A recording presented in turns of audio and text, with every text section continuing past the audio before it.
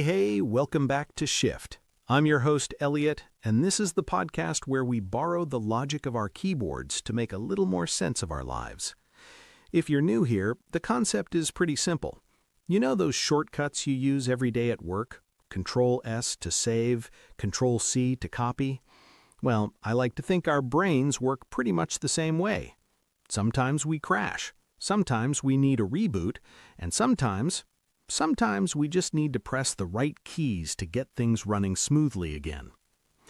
So I have to be honest with you guys. The vibe in the Reed household this week has been, let's call it, high intensity. My 5-year-old, Clara, has decided she is currently an aspiring lawyer, which means she negotiates everything. Bedtime? Negotiable. The number of peas on her plate? A literal court case. And then there's Lucy, my 3-year-old, who has discovered the sheer acoustic power of screaming when her socks feel too socky. By Wednesday, my brain felt like a browser with about 100 tabs open. You know that feeling? One tab is work, one is the grocery list, one is a low-grade anxiety about a weird noise the car is making, and 75 of them are just loops of, I need to do more, I need to do more. I felt stuck, and when you're stuck in a browser, usually you try to close things down. You try to force yourself to focus. But today, I want to suggest the opposite. Today's shortcut is Ctrl T. On your computer, Ctrl T opens a new tab. It doesn't close your email, it doesn't delete the spreadsheet you're stressing over, it just pauses them. It opens a blank, clean, white slate where you can go anywhere. You can look up a recipe, check the weather, or watch a video of a panda sneezing. It is a portal to something else. And that is what we're talking about today.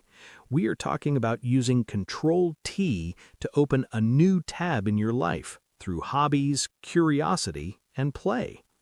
Now, wait, before you roll your eyes, I am not telling you to find your passion. I'm not telling you to start a side hustle.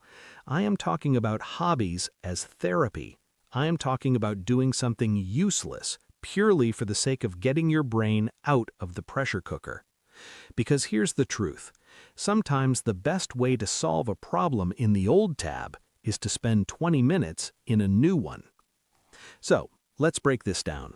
Why is Ctrl T so important for our mental health? I think as adults, we have this obsession with optimization, especially if you're a parent or you're in a high-pressure job. We feel like every minute has to count. If I'm reading, it should be a business book. If I'm exercising, I should be tracking my heart rate. If I'm cooking, it should be meal prep for the week. We have maximized the efficiency out of our lives, and in doing so, we've killed the joy. When you refuse to open a new tab, when you stay locked in the work, parenting, survival tabs, your brain gets fatigued. It's called directed attention fatigue. It's like a muscle that's been holding a weight for too long. It starts to shake. You get irritable. You snap at your partner because they loaded the dishwasher wrong. Opening a new tab, engaging in a hobby that has zero stakes, is the only way to put that weight down. Let me tell you about my friend. Let's call him Mark. Mark is a project manager. His life is spreadsheets, deadlines, and putting out fires. Very high stress. A couple of years ago, Mark was on the edge of burnout. He wasn't sleeping, he was dreaming about Gantt charts. One Saturday, completely on a whim, he bought a cheap watercolor set, like the kind you buy for a kid. Mark is not an artist. He will tell you this. He cannot draw a hand to save his life. But he started sitting at his kitchen table for 30 minutes after work, just mixing colors. Blue into yellow, watching the water spread on the paper, trying to paint a tree and having it look like a green blob. He told me, Elliot, it was the first time in 10 years where I wasn't responsible for the outcome. If the painting sucked, I threw it away. Nobody died. Nobody lost money. It was just color. That is Ctrl T. Mark didn't quit his job. He didn't close the work tab. He just opened a watercolor tab for 30 minutes. And the crazy thing is, he started sleeping better. He was sharper at work because he gave his brain a place to rest. There is actually some fascinating psychology behind this. When we are stressed, we are usually in our sympathetic nervous system, fight or flight. We are hyper-focused on threats and problems. But when you engage in a hobby, specifically something that requires focus but not critical thinking, you shift gears. If you're knitting or woodworking or gardening or even playing a video game, you enter what psychologists call flow. You know flow, right? It's when you look up at the clock and realize an hour has passed, but it felt like 5 minutes. In a flow state, your brain literally cannot worry. The brain processing power required to, say, center clay on a pottery wheel or figure out the chord progression on a guitar overrides the processing power used for rumination.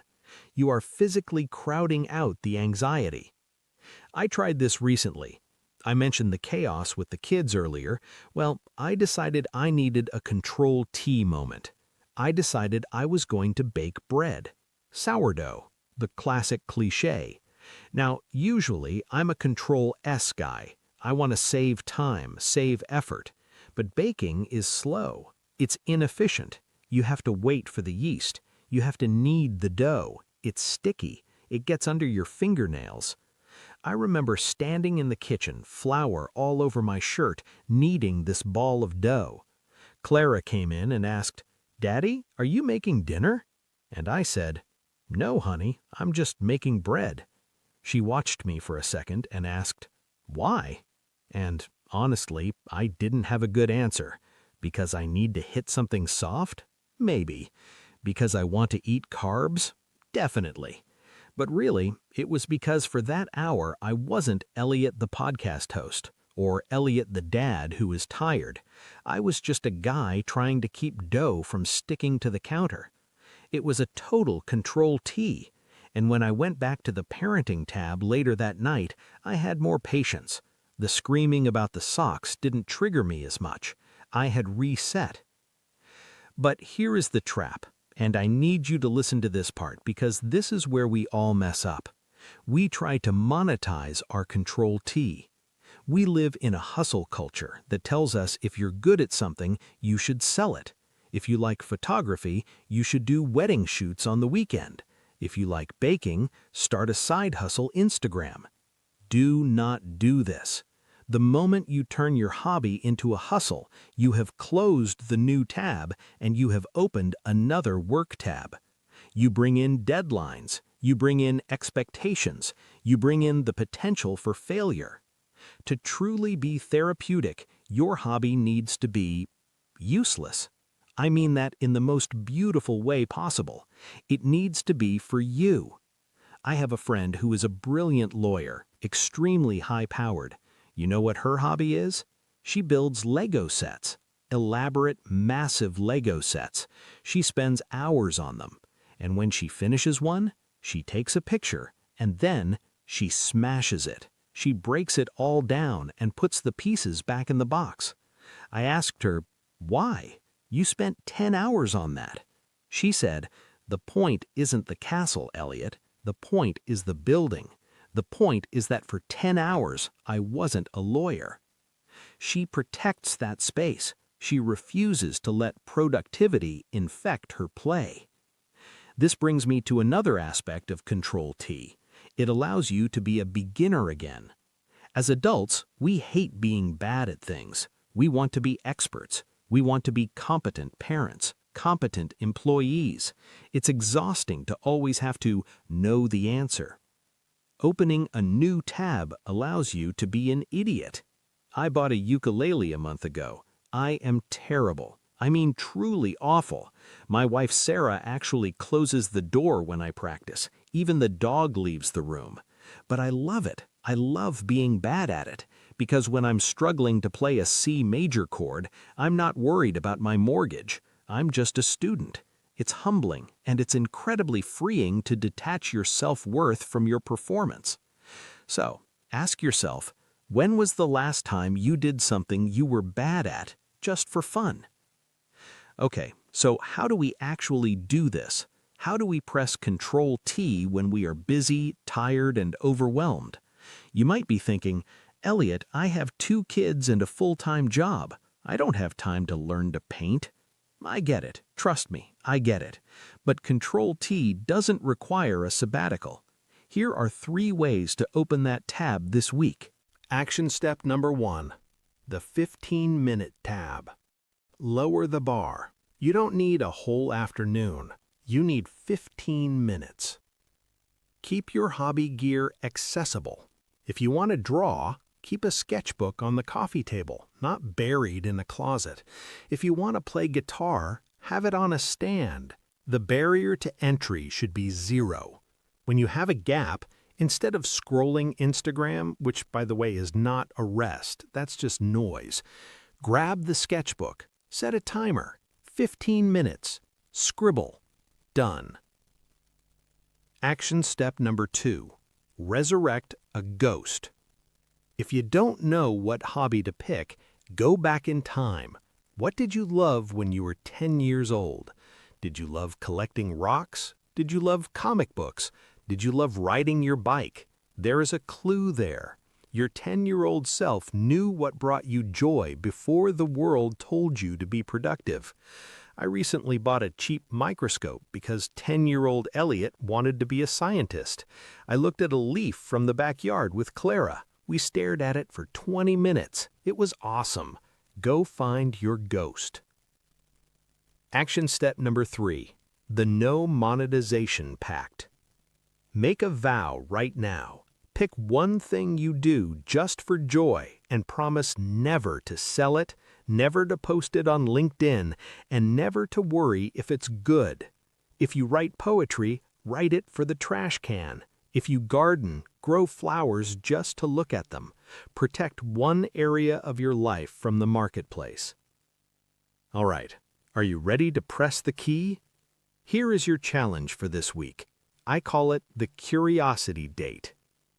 I want you to take one thing that you have vaguely Googled or thought, that looks cool, and I want you to actually do it for 20 minutes. Maybe it's origami. Maybe it's a logic puzzle. Maybe it's learning 3 words in Italian.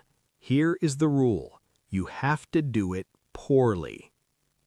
I want you to intentionally embrace the clumsiness of it. If you're drawing, draw a stick figure. If you're cooking, burn the toast. Feel what it's like to disengage your perfectometer. And while you're doing it, pay attention to your brain. Notice how the tabs in the background, the work stress, the family drama, they're still there, but the volume is turned down. You've given yourself a break.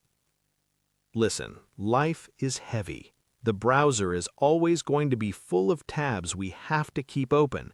We have responsibilities. We have people counting on us. But you are not a machine. You can't run on maximum efficiency 24/7 without overheating. You deserve a blank page. You deserve to play. You deserve to be bad at the ukulele. So this week, when the pressure feels like too much, don't just grind harder. Press Ctrl T. Open a new window. Go find something beautiful and useless and let it heal you. Thank you so much for hanging out with me today on Shift. I hope this gave you permission to take a break. If this episode clicked for you, if you're going to go buy some watercolors or a jigsaw puzzle, do me a favor and share this with a friend who looks like they need a timeout. And hit subscribe, because next week is a big one. We're tackling the shortcut we all wish we had in real life. We're talking about Ctrl Z, undo. We're going to talk about perfectionism, regret, and how to stop beating yourself up for mistakes you can't change. You don't want to miss it. Until then, keep it light, keep it real, and remember, sometimes all you need is a little shift.